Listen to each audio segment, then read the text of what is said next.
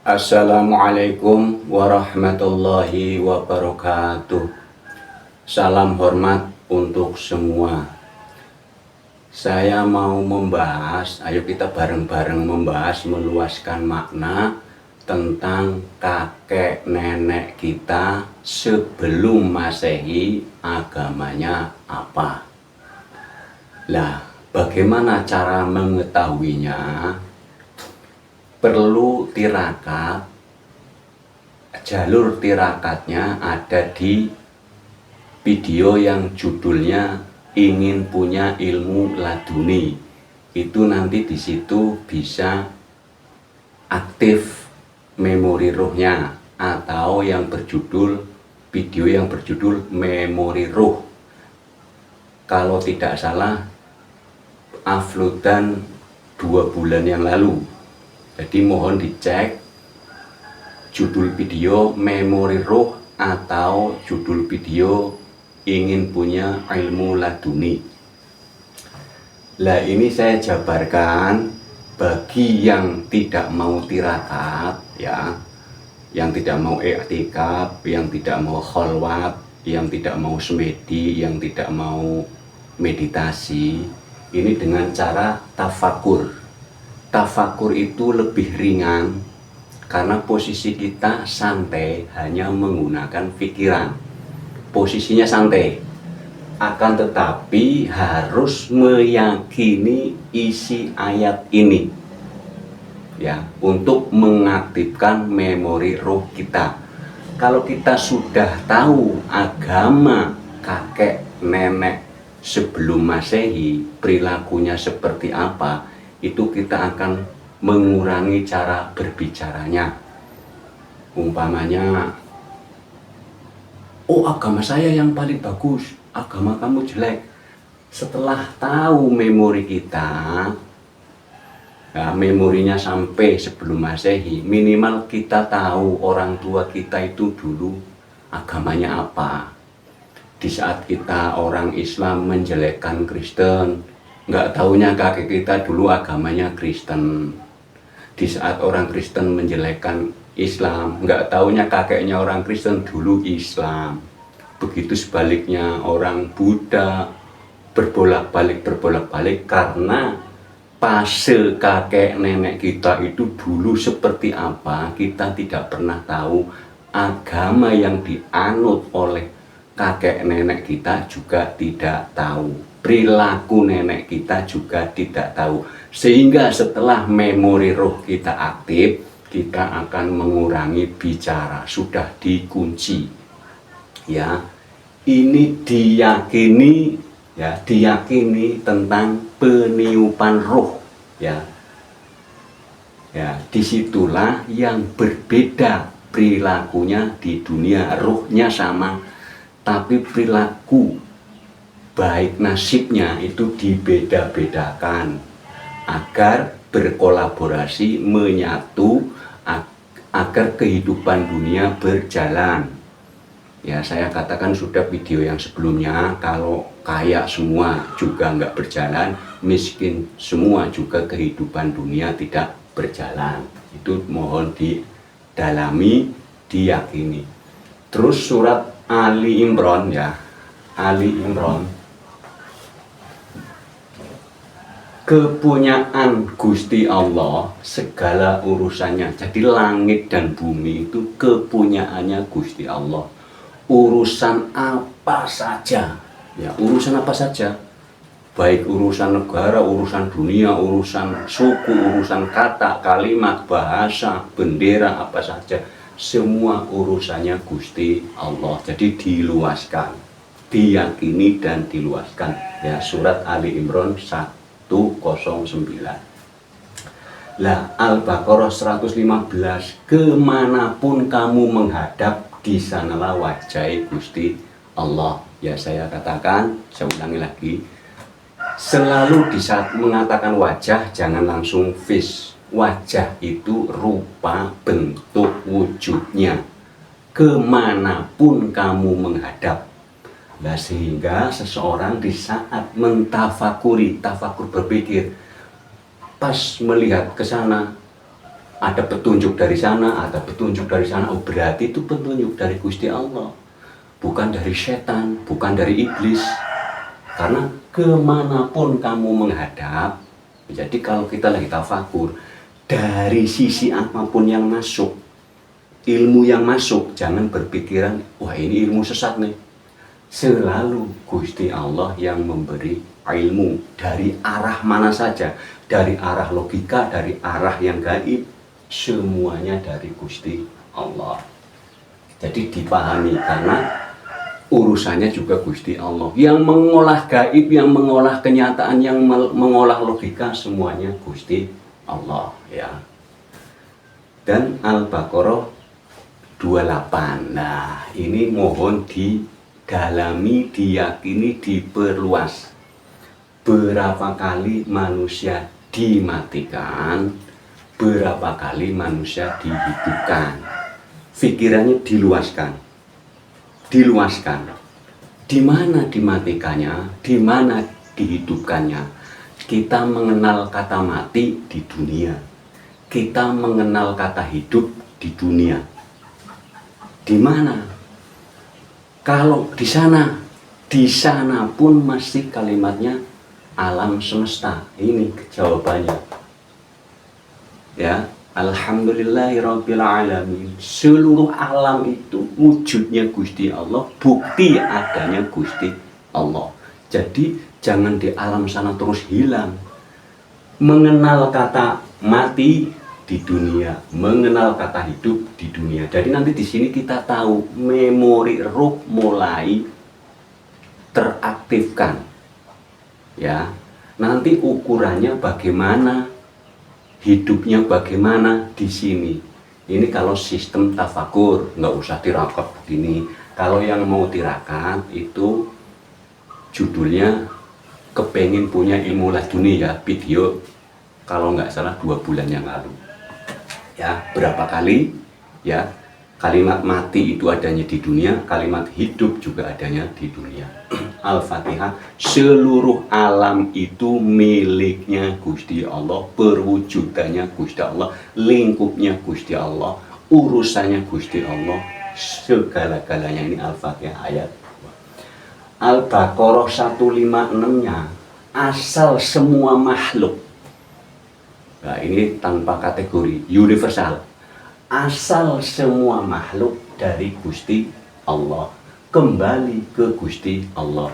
Di saat kita lagi tafakur, berpikir lebat apa saja, apakah itu huruf, apakah itu wujud, berasal dari Gusti Allah, agar kita yakin. Kan orang tafakur pun kadang-kadang begini, ada suara ya dari Gusti Allah, ada wujud dari Gusti Allah, karena tiada lain, hanya Gusti Allah. Jadi tafakur itu yakin nanti iya ya semua dari Gusti Allah. Ada seakan-akan nanti ada huruf berjalan ya, ilmu itu loh ilmuku. Jangan berarti wah ini ilmunya setan, jangan, dari Gusti Allah. Ini sistem tafakur. Tafakur itu santai, sambil ngopi, sambil ngerokok, sambil makan nyender, capek berhenti, itu tafakur. Tapi kalau tirakat yang judulnya pengen punya ilmu laduni, itu datanya ada ya. Terus Al-Baqarah ayat 62-nya ini membahas tentang semua agama apapun yang ada di langit dan ada yang di bumi ya. Semua berarti dari Gusti Allah. Kan di sini asal semua makhluk, semua apapun bentuk. Ya, bentuk apapun. Karena yang mengatakan agama manusia, juga manusia berasalnya dari. Jadi semua isi langit bumi, baik agama, baik wujudnya, baik sukunya, semua itu semuanya dari Gusti Allah, tanpa terkecuali, semuanya dari Gusti Allah. Lah nanti tentang agama, lah ini di sini saya jelaskan kemarin An-Nisa 125. Jadi Islam huruf besar, aslama atau aslam.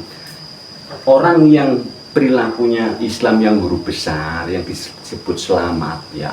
Selamat itu kan begini, perilakunya berserah diri, muslimun berserah diri total,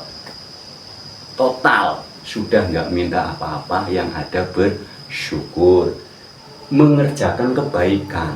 Nilai apapun, agama apapun, intinya kita sendiri mengakui. Orang mau rajin ke masjid kayak apa, kalau perilakunya buruk juga ketolak. Orang mau rajin ke gereja kayak apa, kalau perilakunya buruk kita nolak. Orang mau rajin ke vihara, mau rajin ke pura, mau rajin ke tempat ibadah manapun, kita semua intinya adalah mengerjakan kebaikan. Yuk, agama apa saja, ya, agama apa saja. Kita melihat orang, ya, orang agamanya apa saja, yang dinilai itu tidak akan agamanya, tapi perilakunya. Contohnya begini, ada orang Buddha, perilakunya baik banget. Agama Budanya bisa hilang karena yang dilihat perilakunya baik. Karena manusia kalau melihat orang perilakunya baik itu akan mengatakan, oh ya, iya ya, enak ya, nyaman ya. Nah, kalau ada orang yang perilakunya baik, berarti sudah membuat nyaman lingkungannya, membuat aman lingkungannya, aman, nyaman, damai, asal kata amanah, iman, nyaman, rasa. Iman itu rasa damai, rasa nyaman. Apapun benderanya, apapun organisasinya, sehebat-hebatnya apapun organisasi, orang akan menilai perilaku, karena Gusti Allah sendiri menilai perilaku kebaikan. Ya. Jadi kalau Islam yang huruf kecil itu adalah 99, ibarat begini. Indonesia dari Sabang sampai Merauke itu namanya Indonesia besar. Tapi umpamanya Pulau Jawa saja berarti bagian Pulau Jawa, Indonesia bagian. Jadi Pulau Jawa hanya bagian. Islam huruf besar adalah seluruh manusia yang perilakunya berserah diri, mengerjakan kebaikan, itu disebut aslama atau aslam, selamat. Selamat bahasa Arabnya Islam. Islam diselamatkan. Selamat, salama, assalamualaikum itu termasuk, salam termasuk. Ya. Jadi beberapa bagian apapun di dalam diri kita itu selalu dipahami. Bagian apapun, di hal apapun, kita perluaskan pemahaman agar kita nanti tahu setelah ini ditafakuri, dihayati. Hayat itu kan hidup, jiwa kita dihidupkan. Al-Fatihah artinya dibuka, jiwa kita buka, hati kita buka untuk masuknya ilmunya Gusti Allah. Tapi ingat, kalau ilmunya Gusti Allah sudah masuk akan tetap kontra, iya dan tidak bergejolak. Ini diyakini benar-benar secara akliyah. Nanti ketemu memori ruh, ketemu di saat memori ruh kita sudah aktif, kita tidak akan menjelekkan agama apapun, tidak akan menjelekkan sesuatu grup apapun. Nanti kita tahu, oh nggak taunya, umpamanya begini, ada orang jelek-jelekin sepak bola, wah sepak bola itu jelek begini, nggak taunya kakek kita pemain sepak bola. Nah, sama juga jelekin kakek dong. Jelekin umpamanya organisasi A itu jelek, pas memori ruhnya hidup aktif melihat, waduh nggak taunya nenek saya dulu pernah organisasi itu. Jadi nanti ngerem, ingat kakek nenek kita dulu juga bergaul, berperilaku apapun, ngikutin fasenya, ngikutin tahunnya, agar kita tahu nanti ngerem. Ada yang ketawa, aduh saya dulu jelekin, contohnya begini aja, seakan-akan kita jelekin bener, nggak tahunya jelekin salah. Pengrasaan, rasa-rasanya saya ngomong itu bener, nggak tahunya salah. Contoh, saya jelekin hewan, anjing, seakan-akan saya bener, oh anjing ini najis, anjing ini haram. Pas tahu yang punya anjing Gusti Allah kan nggak berani. Ya contohnya kalau kita punya anak dijelek-jelekin, anakmu haram, anakmu najis. Ya bapaknya yang punya anak kan ya marah, kan begitu. Jadi banyak nanti seakan-akan benar, nanti kalau sudah memori ruh terbuka, kebalik banyak amal. Kebalikannya malah, aduh, banyak nutup mulut. Itulah nanti bergejolak. Jadi ini adalah sistem tafakur, posisinya santai, tapi diyakini, dipelajari sistem setiap ayat. Kita harus bisa mendudukkan begini, umpamanya saya membaca ayat ini, kita harus bisa duduk di subjek. Nah, baca satu ayat, saya sebagai subjek, selesai, diartikan. Nanti saya membaca ayat ini sebagai predikat. Nah, nanti objeknya siapa ya? Sebagai predikat, selesai dengan maknanya. Nah, terus saya membaca sebagai objek. Nah, begitu. Artinya kita membaca ayat ini selalu 3 kali. Ya, selalu 3 kali.